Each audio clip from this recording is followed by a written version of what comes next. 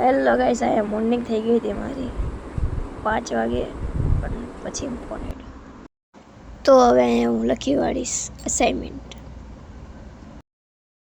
નવી પેન કાઢીને એટલે આવી રીતે કરવું પડે. કોણ આવી રીતે કરે? કોમેન્ટમાં મને કહેજો જરા.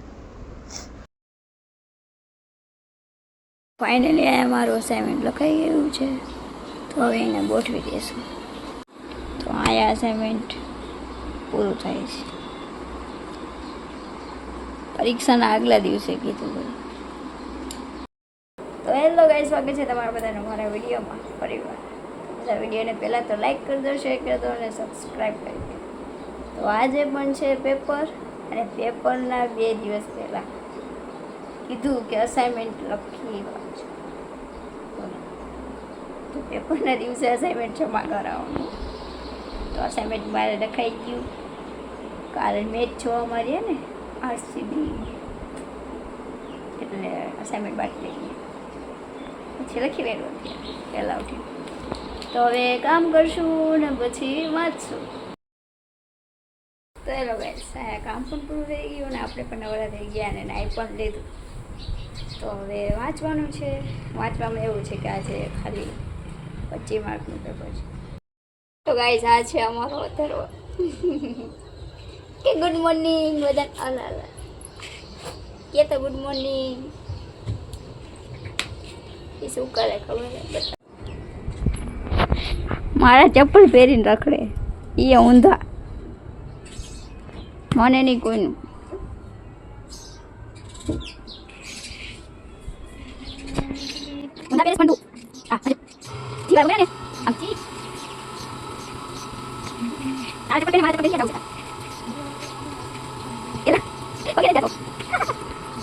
અને ઉપર શું કામ હશે? ઉપર છે શું કામ હશે? હેઠા ઉતરો, હેઠા એમ એમ.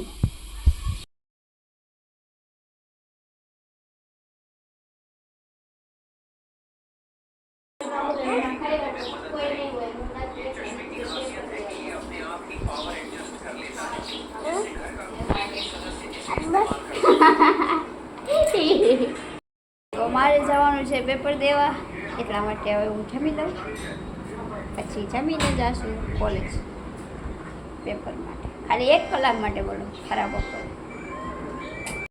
તો અહીંયા વઘારેલા ભાત ખાઈ લઈશું. તો હેલો ગાઈસ, અહીંયા હું થઈ ગઈ છું તૈયાર. તો હવે મારે જવાનું છે કોલેજ. કોલેજ આવશે ડાયરેક્ટ બાડી મીન્સ કે પિયા આવશે ડાયરેક્ટ કોલેજ. તો ચાલો હવે જાશું અને પેપર દઈ આવશે લાસ્ટ. બાય. તો આજે તો પહેરી લીધા પતંગિયાવાળા ચપ્પલ. તો હું નીકળી ગઈ કોલેજ જવા માટે, અને આજે જોડે હતા હાર્દિકભાઈ પણ. તો ફાઇનલી એકાદ રોડનો તો રસ્તો બને છે. પિયા ખાવાનું જો આમાં શું લખે છે? સ્વીટ નમકીન. બોલતો વાવ નાઈસ. તો પિયા વાંચશું શરૂ પેપર લાસ્ટ. ના હવે ડૂબી કાલ વાયવાની એ તો પેપર ખબર જ નથી. માર ખાતા વગર સુધરતી નથી. તારી હોલ ટિકિટ બધા અંધારે વળશે મારે. જોશે પિયાનું રિઝલ્ટ શું આવ્યું. અસાઇનમેન્ટ પિયા નસીબ છે આજે પરીક્ષા, આજે અસાઇનમેન્ટ લેવા. બરાબર એ જેવો ખાલી પેજ ઠોકી નથી. હા, અને કેવું કર ખાલી પેજ નાખી દે. પછી હું અસાઇનમેન્ટ દેવા જાઉં ને તારે મારે ખાલી પેજ ફાડવાના. હા, તે દિવસે વચ્ચે હતું. હા,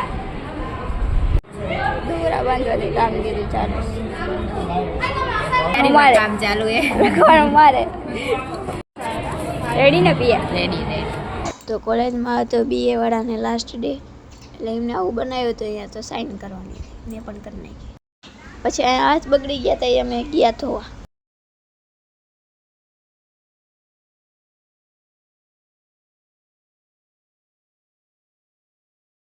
ચાલો પિયા ઘરે મળશું પછી બીજા જન્મમાં.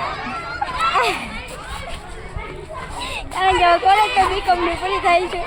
એમ કમ કરવાનું હજુ એમ કમ બાકી કા 2 વર્ષ પછી મારા લગ્ન પણ થઈ જશે. હું ને પિયા બે જુદા જુદા પડી જશે. પછી ક્યારેક મળશે. અહીંયા તો કોકે પેપર ફાડીને જ નાખી દીધા બોલે. Bye bye good bye. ચાલ તો પછી તો નીકળી ગયા અહીંયા ઘરે જવા માટે. તો અહીંયા હાથું માટે લાયા હતા ધરાક. હજુ ઘરે અમને આ બધું જોવું થશે.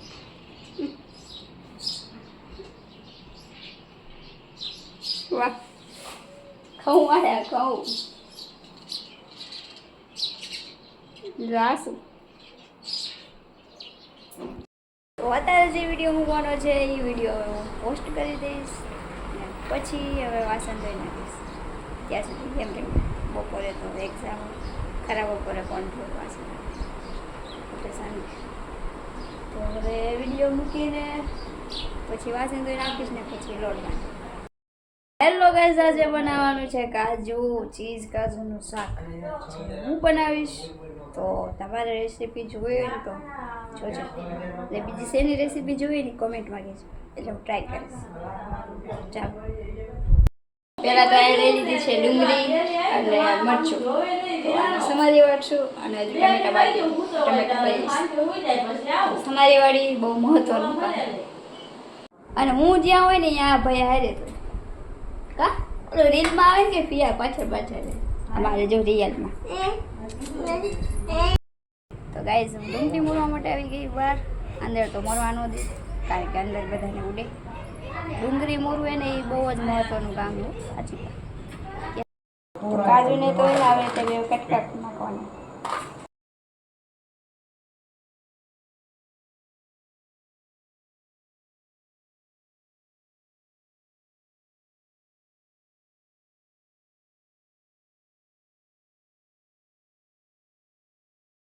જો આ સૂર્યને શું વાય રખડે શું થાય જુએ. પેલા એ કાજુને તરવાના એ તો ચાલો તરી નાખશું.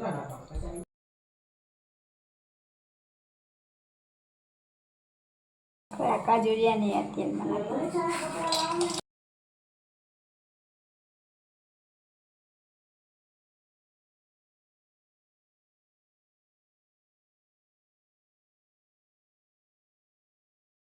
પિક્ચરમાં કરવાની છે ગ્રેવી.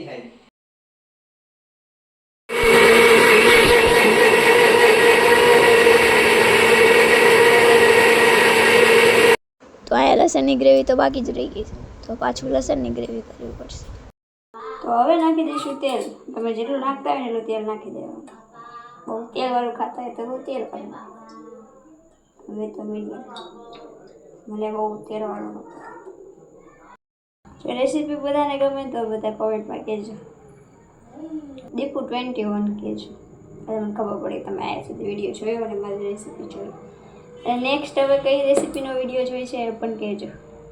બનાવીશું વિડીયો. તો શાકમાં નાખવા માટે જોશે મસાલા.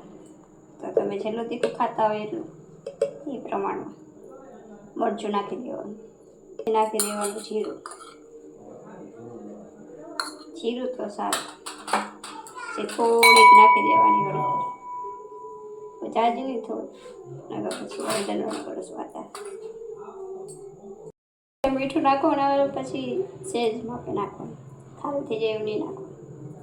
તો તેલ આવી ગયું. હવે તેમાં નાખી દઈશું જીરું થોડું.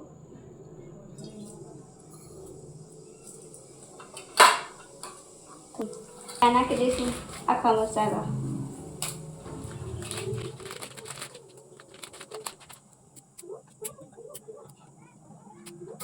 તો પેલા નાખી દઈશું ને ડુંગળીની ગ્રેવી.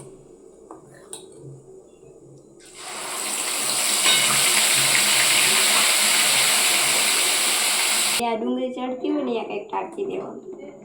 પછી છાંટા ઉડે મોટા ઉપર કાચ ના ઉડે. તો આ મસાલો આપણે બનાવતા હતા ને એમાં પાણી નાખવાનું રહી ગયું. તો પાણી નાખી દઈશું. પાણીનું નાખો ડાયરેક્ટ નાખો ને મસાલો તોય આવે.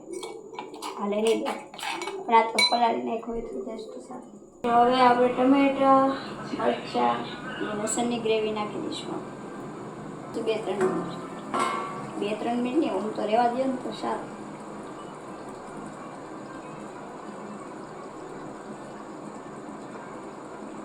નાખી દીધા બાદ આપણે કરી નાખીશું એને મિક્સ. તો મમ્મી આ માંગી હતી સાકરટેટી આપી દઈશું. અને આ છે હાર્દિકભાઈ જે રમે છે ગેમ. કંઈ કામ ધંધો નથી ને ગેમ રમે.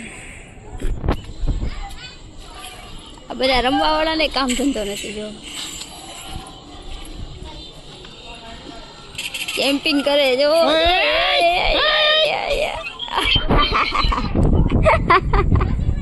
આની લપમાં યાર હું યાર હથોડો દબાઈ ગયો, ગ્લુઅલ નાખતો તો ને બધું.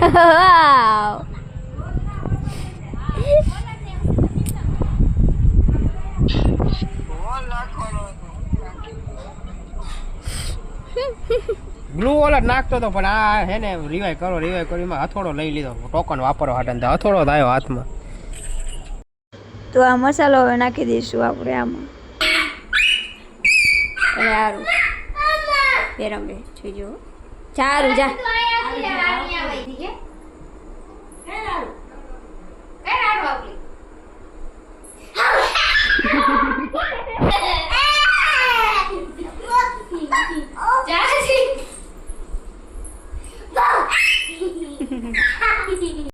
હવે નાખવાનું છે છોડાનો મસાલો.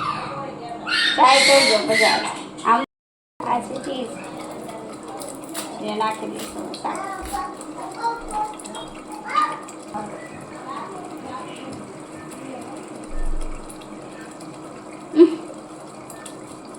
તો આને નાખી દઈશું શાક.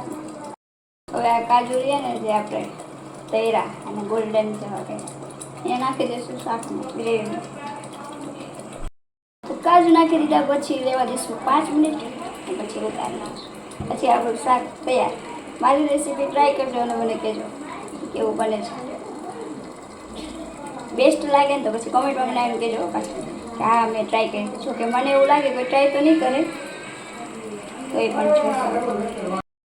શાક થઈ ગયું છે રેડી. તો હવે કરી દઈશું ગેસને બંધ અને હું તમને બતાવું કે કેવું શાક બને છે. તો આ બનાવ્યું છે મેં શાક. જોઈને કેવું લાગ્યું? મોઢામાં પાણી આવી ગયું ને. તો બધા ટ્રાય કરજો. હવે બેસી જશું જમવા. ચાલો આ થરવાજો દાદા. તો હવે આયા હું જમી લઈશ. મેં જમી લીધું છે અને કામ પણ થઈ ગયું છે. હવે મળશું નેક્સ્ટ વિડીયોમાં. તો બધા વિડીયોને લાઈક કરી દેજો, શેર કરી દેજો અને સબસ્ક્રાઈબ કરી દેજો. Thank you. બાય.